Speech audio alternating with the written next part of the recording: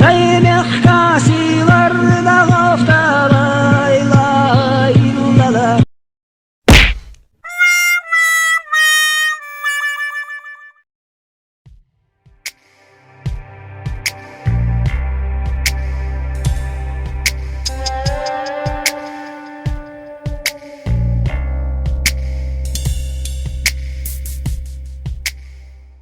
Какие исторические битвы могут назвать ингуши и с кем они сражались?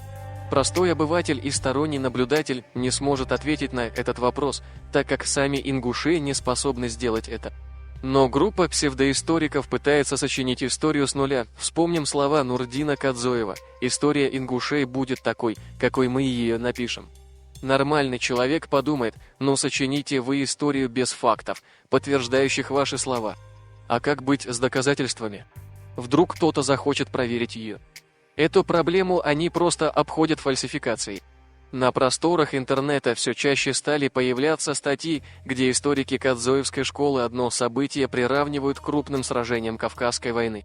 Речь идет о карательной экспедиции Абхазова 1830 года.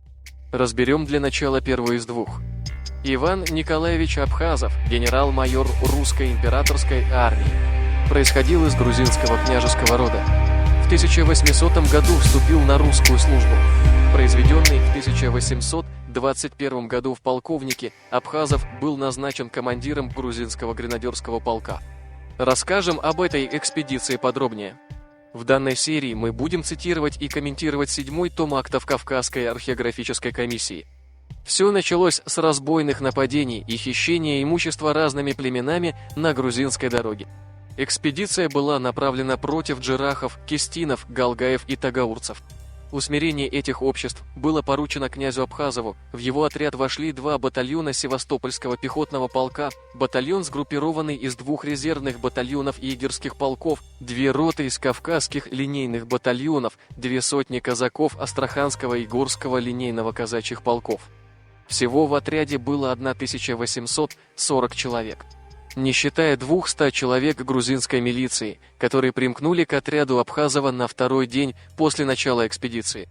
Как сообщается в источнике Карабулаков, алхонцев и галашевцев решено было не трогать, боясь волнений среди чеченцев. Также отряд Абхазова не действовал против ингушей, живших на равнине, но уже по другой причине. Процитируем отрывок из источника. Назрановцы же доказали на опыте приверженность свою к нашему правительству, участвуя с нами в 1825 году в усмирении чеченцев, с которыми до сих пор сохраняют кровомщение, ведут себя спокойно и, по-видимому, усердствуют нашим пользам. Им было приказано охранять равнину от проникновения чеченцев, также вести наблюдение за поведением алхонцев и галашевцев. Пробраться на помощь никто не мог, потому что равнинные ингуши выполняли все требования беспрекословно. 9 июля отряд князя Абхазова прибыл к кистинскому селению Калмакау, к ним был отправлен ингушский дипломат с требованием сдаться. Его жители отказались, но джайрахи в свою очередь прислали старейшин с просьбой принять их подданство и тут же заявили, что село Калмакау по праву принадлежит им, а кистинцы отобрали у них его силы. В связи с этим Абхазов решил взять поселение, атаковав его. Кистинцы, сделав немного выстрелов, сдали Калмакау, потеряв несколько человек. 10 числа джайрахи добровольно покорились и присягнули на верность, за исключением Лияновых. После прибытия в отряд грузинской милиции войска разделились на 2 части и двинулись в сторону Ибана. Жилища Лияновых по пути были сожжены, некоторые ими самими. 11 числа грузинская милиция, подкрепленная 1 ротой егерей, двинулась в атаку. Отряд был встречен пулями и камнями. Егеря, обойдя фланг, начали вытеснять неприятеля. Кистинцы, потеряв несколько человек, бросились отступать, направляясь в скалы. Авангард стал их преследовать, в итоге нанеся им значительный урон. Со стороны Абхазова потерян 1 прапорщик, 3 нижних чинов получили ушибы от камней и был ранен 1 дворянин грузинской милиции. К полудню 11 числа к князю Абхазову прибыли старейшины из многих кистинских деревень с просьбой пощадить и заявлением предаться воле правительства. Командир отряда Плоткин привел 13 числа к присяге на верноподданство остальные кистинские селения, кроме деревни Сувань. Во время двухдневного пребывания соединенного отряда на реке Алса галгаевцы были приведены к присяге, а села, отказавшиеся прислать старшин, были сожжены.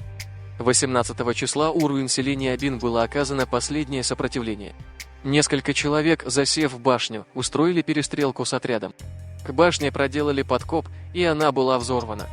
Итоги экспедиции. Убит 1 служащих из отряда Абхазова и 7 раненых за 9 дней экспедиции. Сопротивление оказали лишь немногие.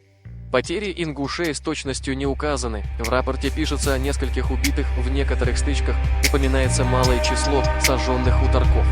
В следующей части мы разберем вторую экспедицию Абхазова в 1832 году.